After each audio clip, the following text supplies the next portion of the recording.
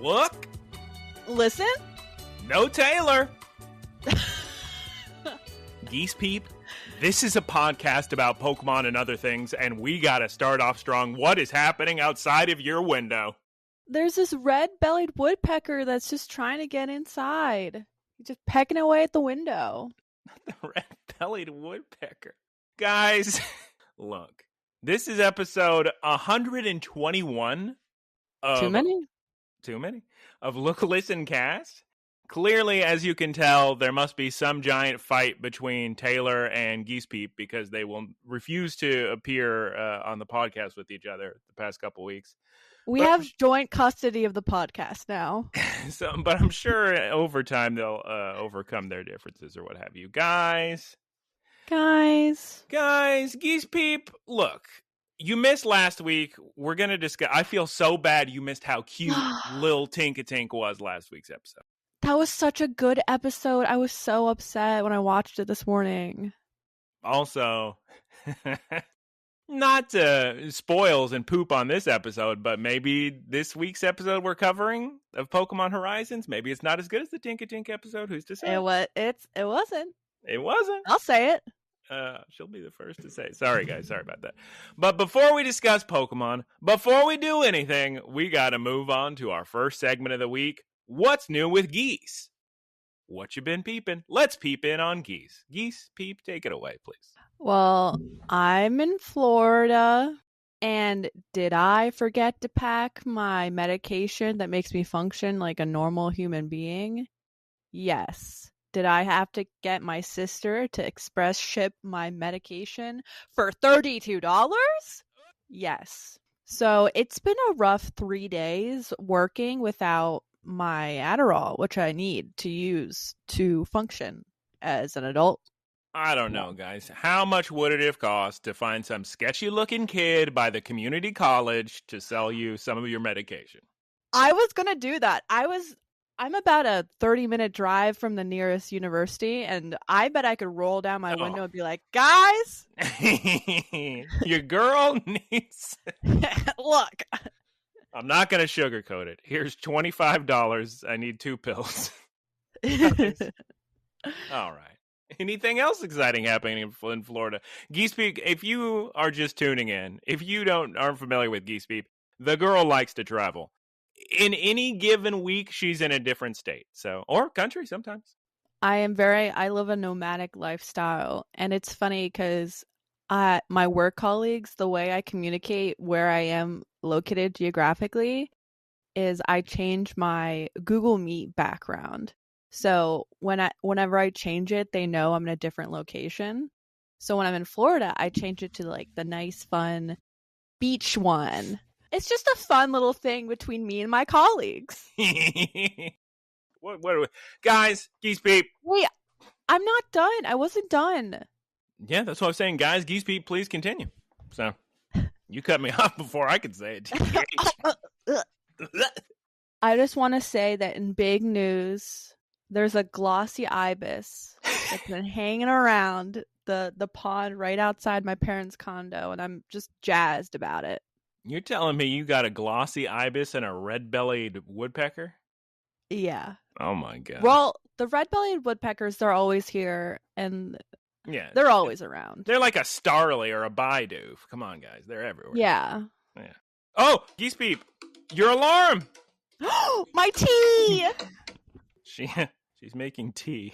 She's heating up tea because the coffee takes too long. Something along those lines, but she needs caffeine. And also she's afraid that if she drinks coffee when she takes a little bike ride to the park, that she will have an accident. But the tea, I suppose that's less of a risk. Now, the funny thing is, I have not gone to the restroom today. So today for both of us, it's a big, what do you call it? Not a roulette spin, but it's a big risk gamble. Are we going to make it without somebody having to rush to the bathroom? We'll see. You know what's funny? What did you forget to turn on the tea? No. I was going to say that the tea I'm using I stole from the hotel Kimpton Esso. Kimpton Enzo. You've never said the name.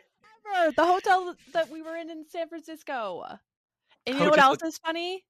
What? I also stole this from there, and I've been using it. It's Ooh, for the audio listeners. For the audio listeners, it's this really fancy body lotion that smells like figs. Ooh. Yeah. Guys, here's the thing. I was born for luxury. I'll say it. I was born for luxury. I was born to stay in fancy hotels around the world. And I think it's kind of wrong, I'll say, that I'm not currently in a fancy hotel. So. Yeah, she doesn't stay in nearly enough of them. Hotel Kimpton Enzo. I highly recommend. It's in Japantown in San Francisco. Geese Peep calls it Hotel Kimpto or Hotel Kimpto Esso, or whatever she's feeling in the minute, however the wind's blowing that day. They have really nice shampoo and conditioner and body lotion from Malin and Getz, which is fancy stuff. So I don't remember if we mentioned that before, but their shampoo is so good that I literally called them to ask about it, and he was like, "Oh yeah, we have people asking all the time about that shampoo," and he gave me links to buy it. So cool. I have it on my Christmas list. Ooh. Ooh. I need to send that Christmas list to people.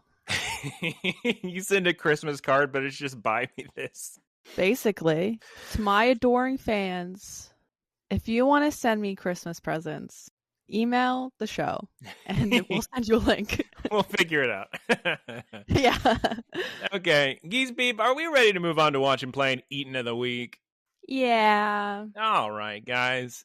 Look, I'll level with you. I've been playing a lot of Pokemon TCG Pocket. Look, I'll level it with you. I also have been. And I've actually been forcing you to help me in battles quite often. Yeah, Taylor didn't believe me when I said you were super into it. He was like, "Oh, is she really playing it?" And I'm like, "Yes, a lot." But yeah, sometimes these people get into a battle with somebody and then share her screen, and I tell her what decisions to make. No, retreat here. Oh God, attach there. I need more cards. I only have maybe 600 cards or something. Come on, guys. I don't have any of the super rare cards. Guys, I don't even have an immersive rare, let alone a crown rare. I have 2 immersive rares. Oh my God. Am I addicted to this game and to picking cards? Yes. You're telling me Jeff got a crown rare? I know. Good Lord. Rarest card in the game? I'm joking me? I'm about to spend real money. Geese Peep, no! I want pretty cards. Sue me. Don't do it. Well, okay, guys, look. It's perfectly reasonable to sign up for the premium pass. That's not that expensive, and you get a bunch of extra stuff. But as far as buying gold, what a slippery slope. There's people spending tens of thousands of dollars on gacha games. Yeah, and they should be spending that money on me so I can spend their money on the game. Also, look, I pulled another 1-star Alakazam today. So I have 2. Ooh, Gold Star Alakazam. So yeah, I'm playing that every day. It's good. Still, guys, I think I'm going to have to quit Pokemon Sleep. I barely touch it, and I'm just annoyed when I play it now. So yeah, that's cool. That's okay. That's okay. So right now there's this Lapras event where you battle against AI with the Lapras decks. And on the expert level battle, this computer's got 2 Starmie EX and they're kicking my butt and I cannot beat them. The Starmie EX is incredibly powerful. It's 90 for 2 energy, just wiping my field if I don't have enough people out. And does it play Misty so it can get 1,000,000 heads and put energy anywhere it wants? On any Pokemon? Yes. Oh my God. Yeah, you just need a fast deck. I mean, some people are playing that Pikachu with the Circle Circuit, does 90 with a full bench for 2 energy. That's a very fast deck too. That's what I was trying to do, but I've just been unlucky where I haven't pulled it within the good turn time base. I don't know. Turn time base. I still love my Marowak EX deck with Sand Slash. Still haven't pulled a Doug Trio to add, so we'll figure it out, guys. There's a lot of good decks out there. I've also been using that deck because I wonder picked a full art Marowak EX, and did I have a bit of a moment where I was like, wow, oh my gosh, this card, it's in French, guys. And then when I was like, wait, no, it's in German? Wait, maybe Portuguese? It was in Spanish. It's the most Spanish-looking card I've ever seen in my life. Just so much Spanish on that card. But in Geese Peep's defense, the name of the attack is the most German-looking word I've ever seen in my life. So she can be forgiven. Here, because, guys, look. I'll give you the exact example. Guys, can we calm down? Look. Guys, look. Guys. Okay, so here's the thing. So let me read from her card. Your first thought is going to be, how did she not know that's Spanish? Okay. Lanza dos monedas, este ataque hace 80 puntos de daño por cara cara. Sounds Spanish. Guys, yes. Guys, look. I was excited. I had a positive heated gamer moment, and I thought it was French at first. Sorry. But then his attack is spelled Huesommerang, which looks like Hamsumerung, which looks German. But anyway, guys, we're all loving TCG Pocket. Hopefully we collect all the cards, we get all the medals, we win all the battles. Hopefully. Geese Peep, do you have more to add before I move on to my Eaten of the Week? No, I think it's unfair that I can't be constantly opening packs. Yeah, I can open a pack right now, TBH. Here's the problem, Me too, guys. TBH. Here's the problem, guys. I opened 10 packs once, and it was the greatest feeling of my life, but now I can never have enough hourglasses to open 10 packs again, so... Because they give you that option. You can open one at a time, or you can open 10 at a time. It just rips through all of them, and Geese Peep refuses to open 10. She should. Yeah, I won't, because what if I need them for another one? I need the dopamine to be leveled out. I can't afford to have one big hit. I need to spread out the hits across many days. All right, guys. In my eating this week, I've been eating all the Taco Bell Decades menus. That's right. The Tostadas, the Gordita Crunchy Crunches. And What? And I'm collecting the cups from the meal. I think I have all of them now, because I definitely have 60s, 70s, 80s, 90s, and 2000s. So I think I have all the cups, which is cool. Guys, what I really want, because apparently they're bringing it back, but they don't have it yet, is the caramel apple empanada. That used to be a staple in my orders.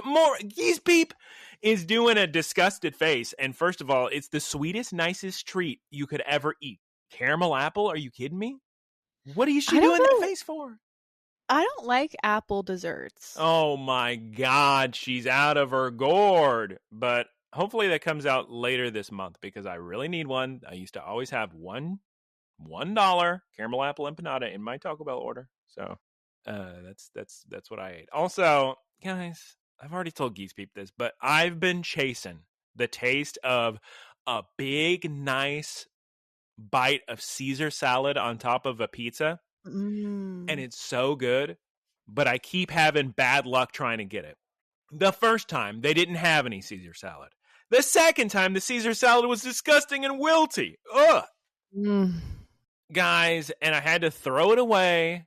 So I guess the rest of my life, I'm never going to eat a delicious bite of pizza with Caesar salad. I guess I'm donezo. So instead, I had to make up for it with a chili cheeseburger pizza, which TBH, Ew. Out of this world. Out of this world.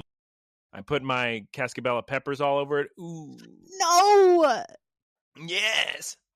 When did you eat this? It was a few days ago. But here's the thing. The chili cheeseburger was on sale. Oh. I got extra onions. So that way I didn't have to get onions at Domino's. I could just get green peppers for the Geese Peep special. So I pour all the onions on the pizza, and I dip it in the chili, and then pour the cascabella, or squeeze the cascabella peppers all over the pizza. It's not gross. It's tasty. No, it does sound tasty. My face is just thinking about the immediate and significant the immediate and significant gastrointestinal trauma. Yes, that would happen if I ate that. Yeah. Here's the thing, guys. I love chili. I love it. I love chili cheese fries. One of my favorite little meals. Just a little meal. Just a little guy. Yeah, we'll get you some. I'm sure they'll go on sale. We'll get you some. Delicious. Yum, yum, yum. Well, guys, that concludes my eating of the week. Geese Peep, do you have anything to say in your eating of the week? Well, guys, I'm in Florida, and you know what that means. Pubsubs. Correct, pub subs. In great news, I think I have learned that I can now fully tolerate a buffalo chicken tender sub, which is great news for me because they're delicious. Also, when my parents and I flew down, we stopped on the way back to the condo at McDonald's, or aka Dongles, and this Dongles was decked out in Christmas decorations. Early November? Yeah. And I was like, guys, it's not even Turkey Day yet. Guys, come on now. Also, in other eating, look, we all know I'm an Oreo connoisseur. Everybody knows that. Oreos make up about 50% of my daily diet, if I'm going to be honest. Find me one person that isn't familiar with your love of Oreos. Exactly. So I was staying at my sister's house last weekend, and she picked up some Oreos. Now, I asked her to get me some Oreo Thins because they're perfect. Because when I eat Oreos, I dip them in peanut butter, and Oreo Thins are the right proportions. And they're also act the best as basically chips or vehicles for the peanut butter. Now, my sister picked up double stuffed Oreo Thins. Yum, yum, yum. Now, when she told me this, I thought she was kidding, because to me, a double stuffed Oreo Thin is just a regular Oreo. Is that not what you think? But no, it's an Oreo Thin, but with the normal amount of cream inside. So the proportions, it's all off. Guys, it's all off. It's not good. I don't recommend it. The difference, I imagine, would just be the how big the cookie part is. It'd be a more thin cookie. Yes. So it's this thin cookie of an Oreo Thin, but the standard proportion of cream of a regular Oreo. It's not good. Guys. Oh, Geese Beep, I see you wrote Taco Bell too. What were you going to add for Taco Bell? Oh, whenever I stay at my sister's place, we get Taco Bell. Yum, yum, yum. And I got the regular, the cheesy beef. Yeah, the double cheesy beefy. Double beefy. Here's the thing about the Taco Bell they go to. No. They never do the customizations. What do you mean? They never respect my request. They don't respect your request? They don't. They put all the things on the thing that I didn't want on, and it was still good, but I was a little upset. Guys, get it together. What is Guys, wrong? come on. Every Taco Bell should be as good as my Taco Bell. My Taco Bell is immaculate, perfect, and wonderful. Don't ever go to the Taco Bell in New Orleans where they tell you they ran out of beans. Guys, Geese Beep, is it time for Pokémon News? Pokémon News of the Week. I think it's time for Pokémon News of the Week. Oh, yeah? Yeah, I think so. Sarah B., our news source for life, has given a little post. Guess what, Geese Peep? The Pokemon TCG Pocket app. TCG Pocket app. Cheesy Beefy. Cheesy Beefy has been confirmed to have been downloaded over 30 million times globally. That's a lot of packs. Wow. That's probably 1 billion packs opened, you would imagine. Don't make me do math, but probably. Don't make her do math. Also, in TCG Pocket news, the TCG Pocket Wonder Pick event has begun Part 2, adding more missions and Meowth-themed customization options. Ooh, it runs until November 22nd. So get those Meowth coins and those Meowth binders and Meowth playmats. It's cute. I do love Meowth, TBH. Yes. And then in physical card game news, the latest Pokemon TCG set, Surging Sparks, is now available in the West. So why don't you buy a pack of those and open up some terrestrialized Pokemon, guys. Geese Beep, is it time to discuss an episode of Pokemon? I guess. So before we discuss this week, since Geese Beep was absent last week, she's going to give her thoughts on Tinkatink's hammer wasn't built in a day. It was such a good episode. It was so cute. It was also so funny. They really did a lot of good comedy work with the music. Yeah, the burn with the bombardier dropping the stuff. Yeah. Remember the smash cut when Dot says, oh, she's probably out there crying, and it just goes to Tinkatink. What? Yeah. Funny stuff. It was so good. This is how all of the evolution episodes should be. It was funny, it was entertaining, but it was also a little emotional. Like this scene where Quaxwell was getting destroyed and there was dramatic music and she was slowly dragging the hammer. That was both incredibly funny but also moving at the same time, which is hard to achieve, TBH. So sick. That music, you kidding me? But yeah, it was great. I'm sad that I missed it. I had a migraine. Sue me. Sue her. Get the paperwork ready. See you in court. 9 out of 10. 9.0 out of 10. Yeah, that one got high 9s all around. Well, I guess technically yours is a low 9, but whatever. Geese Beep, there's no Taylor here, so you're going to have to do Taylor's last time on Pokes, which you kind of did already, TBH.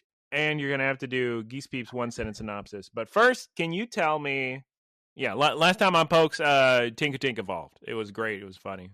Geese Beep, can you please tell us this week's episode in English? Encounter at the illuminating pool. Did I really not translate that? I'm sorry. Hold on. That's not what it's called in English. It's called, guys.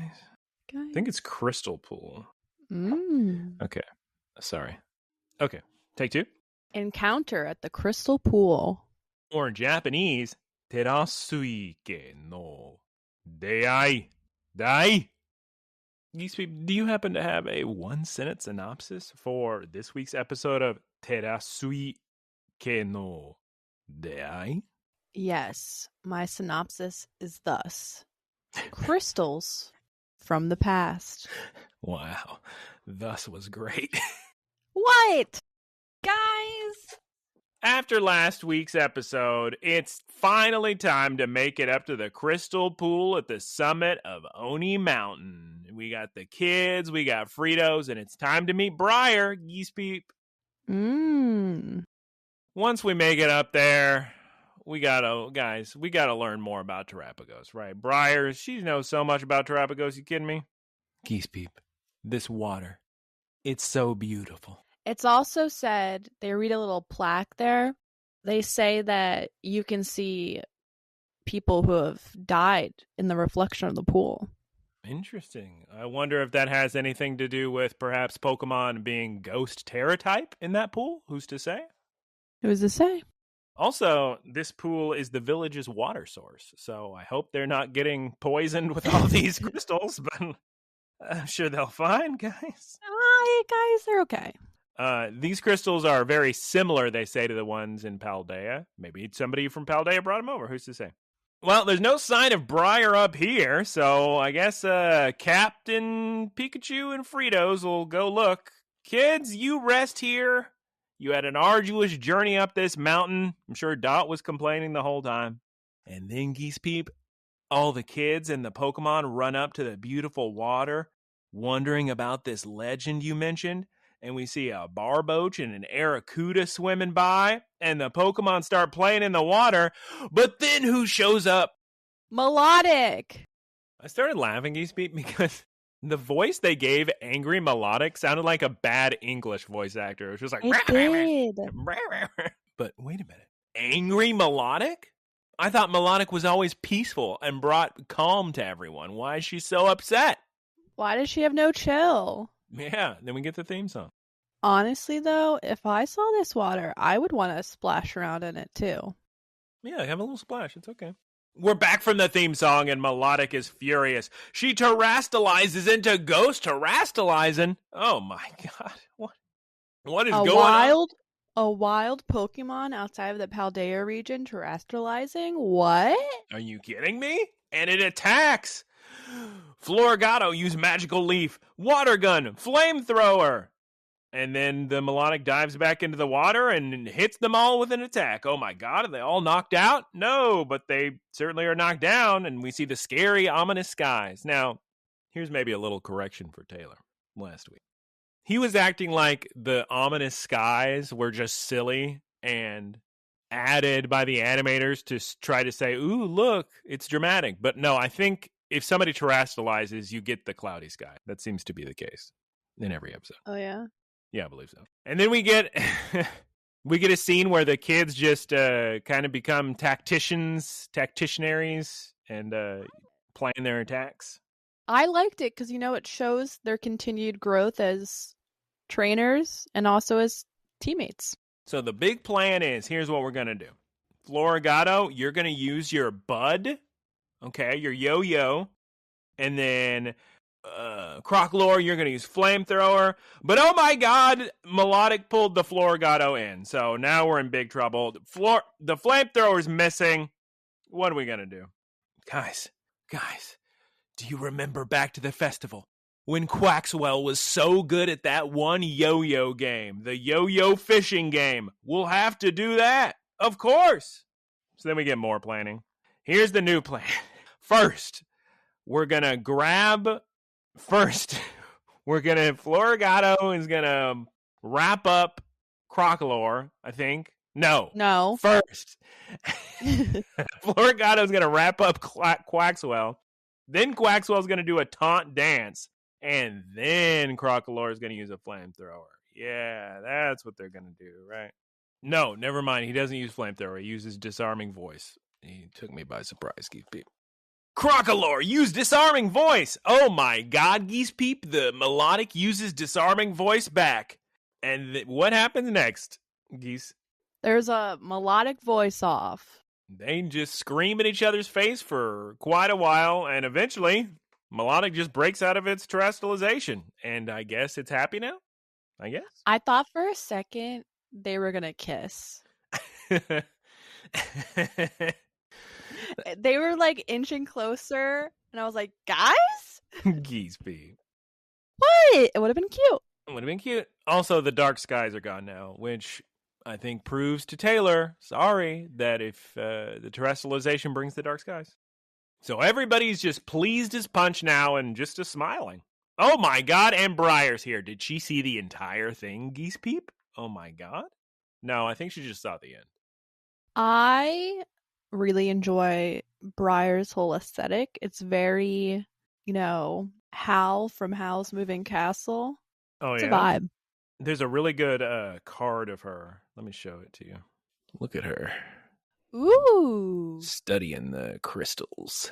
She's like me. She loves to study. She loves to and study. Has cool earrings. So Briar is here with Fritos, and we get introductions all around. Oh, by the way, Briar, look, here's Terrapagos. And Briar, Geese Peep, goes wild. Taking notes, chasing him around, running after him. As a fellow scholar, I understand. Did you see when Florigato stops her from getting closer to Terrapagos? Yeah. He just, poor little baby. Ma'am, calm down.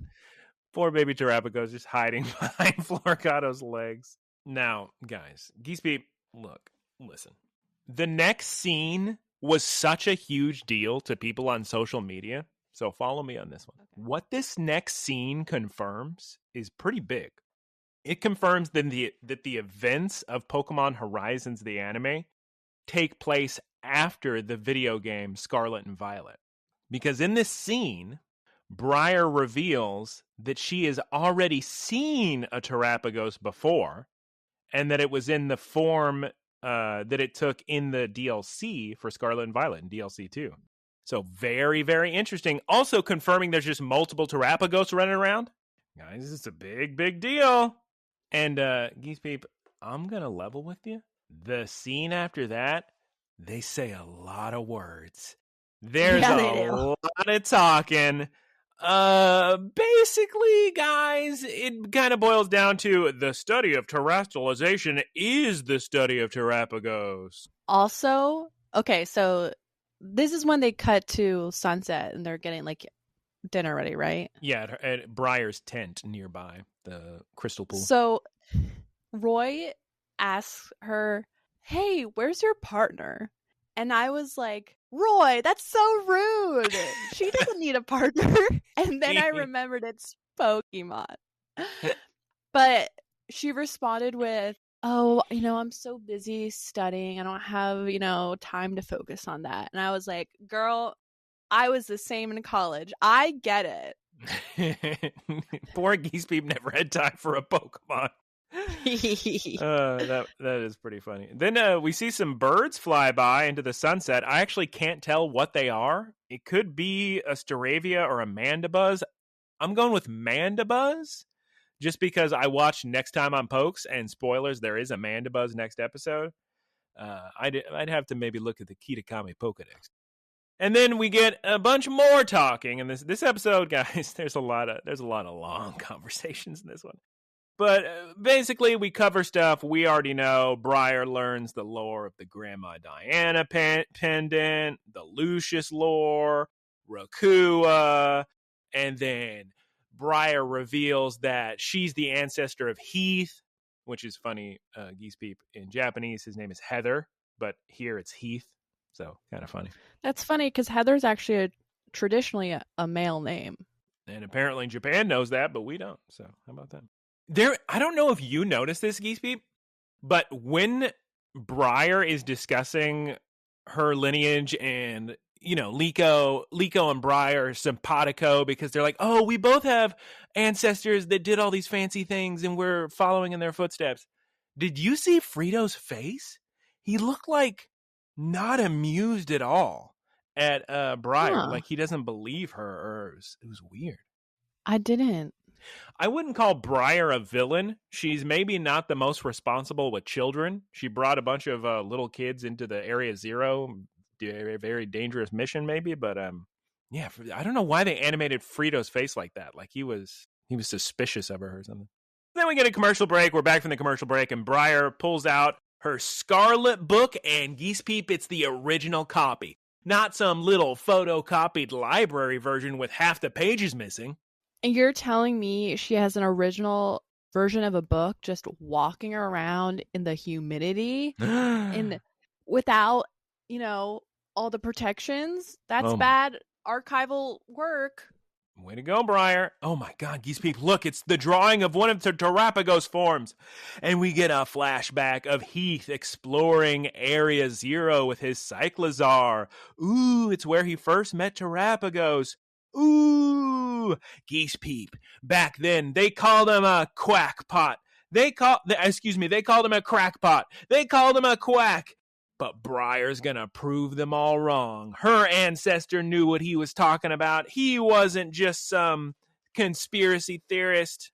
They also surmised from this conversation that Lucius must have read the Scarlet Book, and that's why he referred to Terapagos as Terapagos. But I'm confused about that because I thought Lucius was like very, very old, like from a long, long time ago. Yeah, that's a good point. Yeah, I was picturing Lucius like thousands of years ago. But I mean, all his Pokemon are still alive. I don't know. It's kind of weird, huh? But Heath is also really old. But it looked like Heath was from like the Pokemon 1920s. 20s, yeah. Guys, somebody email looklistencast@gmail.com. Send us a little timeline of when is Lucius around, when is Heath around. We'll figure it out. So at this point, Liko shares her grandma's travel journal and Lucius's stuff. Terrestrial form to Terapagos.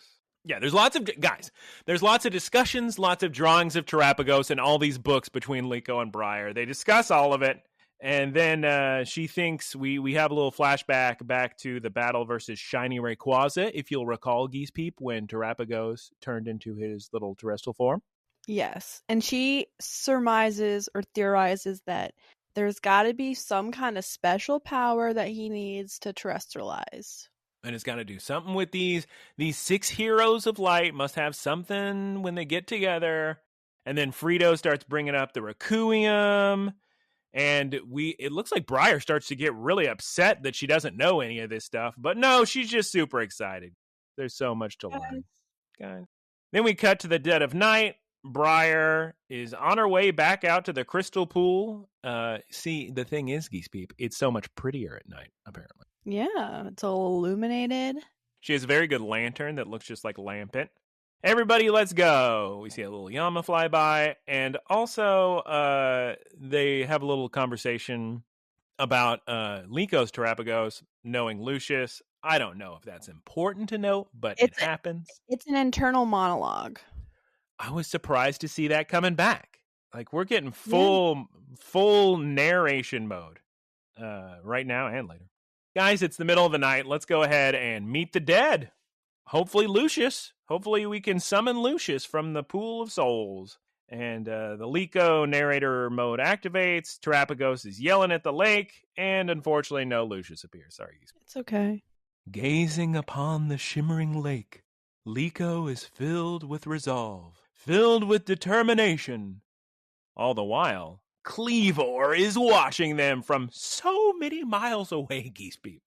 Because he's on a different little summit of a mountain, and he's staring at the glowing from the crystal pool. Looking real spooky, TBH. Then we cut to the next morning. Lico's still narrating, for some reason. Weird choice, maybe. Briar's leaving. They promise they'll meet again. Don't worry. We cut to Masui Town. We see Ludlow fishing, and all the Rising Bolt tacklers are eating on the ship. They're eating a nice-looking pie? I don't know what that is. It looks like apple, like it has like slices of apple on top. That's what I thought. Yum, yum, yum. They're discussing the developments and how the next move is we got to get Cleavor, Entei, and Shiny Rayquaza. Oh, Geese Peep, by the way, Dot's not here because she is taking video of Masui Town for her videos, for her Nito Thing videos. We see her getting some sick Chimecho footage, to be honest. And then, Geese Peep, a little baby Pokemon walks by. Is that a Hisuian Growlithe, Geese Peep? Yeah. Oh my god, what does Dot do? She runs over and starts taking footage and wants to know what's up. Geese Peep, are you kidding me? What on earth is an ancient Growlithe doing in present-day Kitakami? That is a Growlithe that came from the ancient land of Hisui, the old name for Sinnoh. What is going on? So, Dot follows Hisuian Growlithe to Perrin, the photographer from the DLC. A lesbian? You can't tell me that woman is not a lesbian. She is. I don't know what to tell you. Like, the crop top, the hair, I don't know what to tell you. I know like 4 women like her. Yeah, she is a photographer, to be fair. So, once Dot realizes that this mystical lesbian has the ability to have ancient Pokemon, Dot immediately asks, where can she find Cleavor? So, I was confused about this because...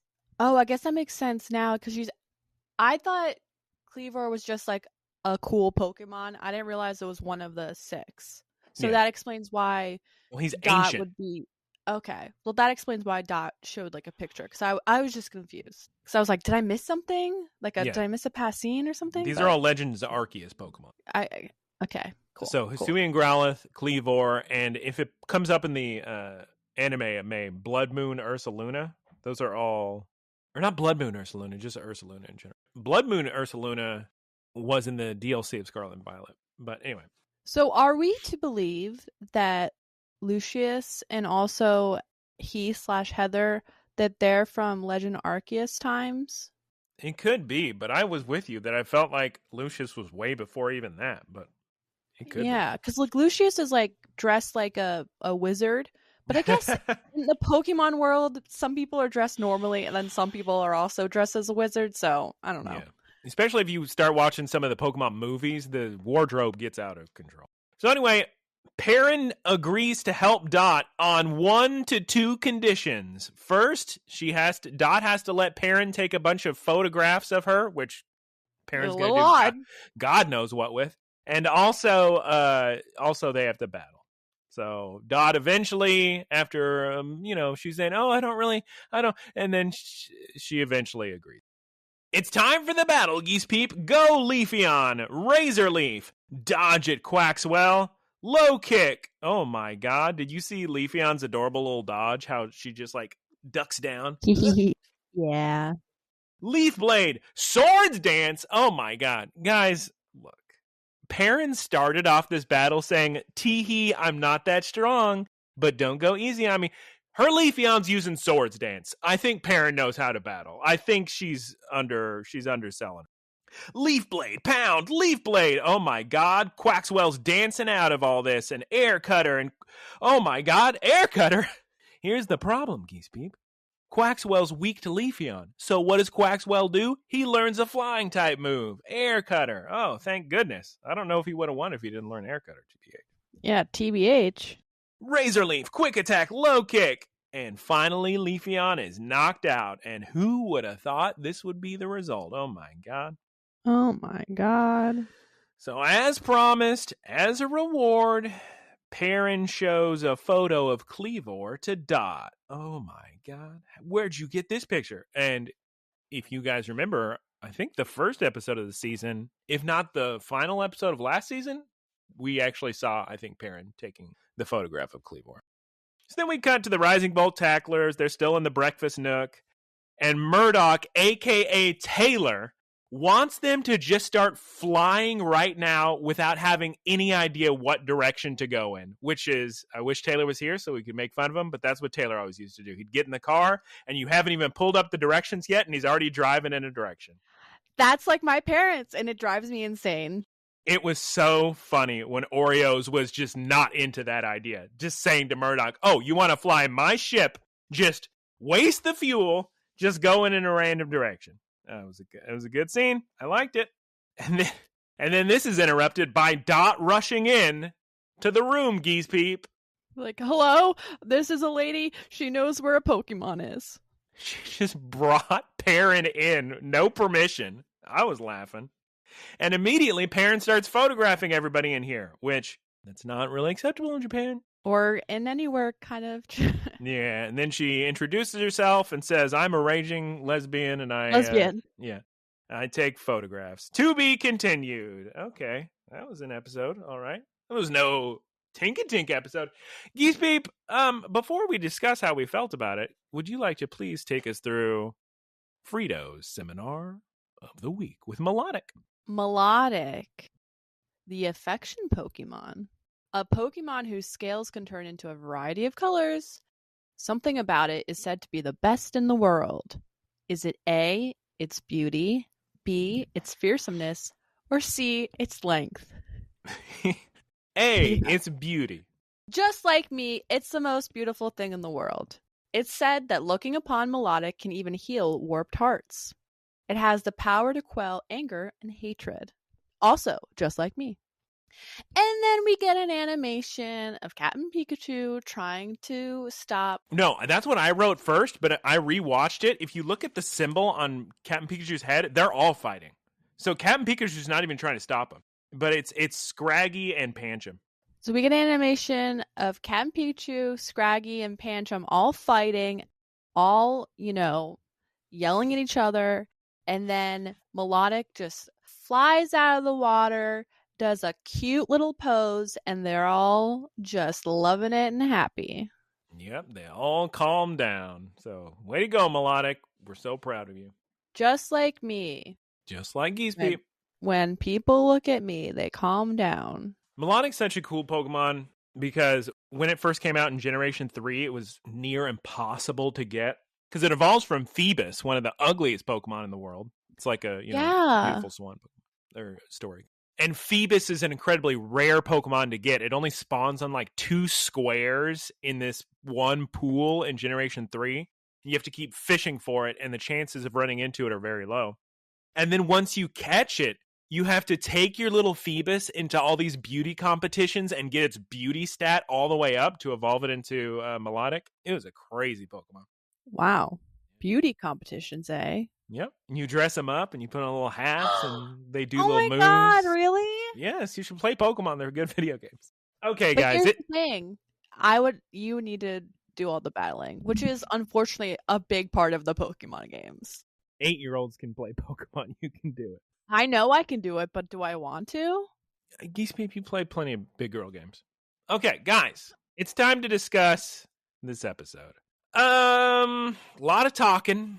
I mean, I guess it gets a couple extra points for revealing big anime/video game lore. I was a little disappointed that we didn't learn anything from Briar. Briar only learned things from the kids. And I Fritos. was also disappointed by that, and I was kind of surprised that we didn't get any more cool Crystal Pool memory action. Yeah, we could have seen Lucius. I wanted more reveals. I mean, it was cool to see Perrin, so we get a point for that. I'm wondering that because of what Perrin tells them, they're going to go back to the pool on their way to the other summit, and maybe then we'll get something. I don't know. And for my score, I'm somewhere around like maybe an 8.0, maybe a 7.5. It's tough. I got to think about the battle wasn't good. It was neat seeing Heath, I guess, in the little flashback, but I wasn't laughing. Guys, I don't know. It was a bit all over the place. The pacing felt really fast and a little bit odd, especially the fight with Perrin. I don't know. I'll give it an 8. Okay, Geese It wasn't bad. Geese is giving it an 8. I'm actually going low because I'm going 7.5 because even though I'm saying, oh, it's so cool to see these video game characters, at the end of the day, I feel like they're both disappointments. So that's even worse than them not being there at all. And guys, I've been given a lot of 9.5s, I've realized. So let's reel it in a little bit. It's a 7.5. Oh, yeah. I wonder how Taylor's going to feel about it. Yeah, this just not, I don't know. I don't know about this one. Maybe next week will be exciting though. Geese Peep, do you say you never watched last time or next time on Pokes? God, you just turn it off immediately as soon as it's turned? Yes. You're not curious? I'm afraid. I am curious, but I'm afraid that I'm going to get things confused. Well, that concludes our discussion of Pokemon. I hope you all enjoyed. Geese Peep, let's go ahead and move it on to the wrap-up. Wrap it up. Wrap it up. All right, guys. Thank you, everyone, for listening. You can find us at Look, Listen, Cast on Spotify, Apple Podcasts, and YouTube. Please like and comment so more people can find us. Thank you.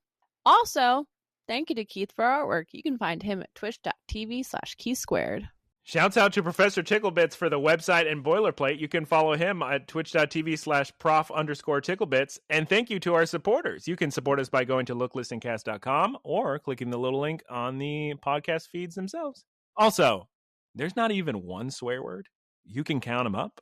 The answer is 0, which means that's math even I can do. Yes. Which means you should send this podcast to all your friends, grandmas, nephews, nieces. Everybody can listen. Friends, grandmas. Yes. And then you can also please send your questions and corrections to looklistencast@gmail.com. So please do that. Geese Peep, it is time to say goodbye. I'm sorry you were on this episode and not the Tinkatink episode. Because you would have had a lot more fun. But well, what are you going to do? Such is life. Yeah. Yeah. All right. Goodbye, everybody. Hopefully next week's episode is more fun and laughing and cute Pokemon. Can only hope. Goodbye. Goodbye. Goodbye. Bye. Howdy, y'all. It's me, Geese Peep. Thank you for listening to the Geese Peep Productions podcast. Geese Peep Enterprises, doing business as Peep Industries, together with its subsidiaries, is a diversified worldwide entertainment company with operations in media networks, talent management, parks and resorts, multimedia entertainment, and consumer products and interactive media. Geese Peep Enterprises is a Dow 30 company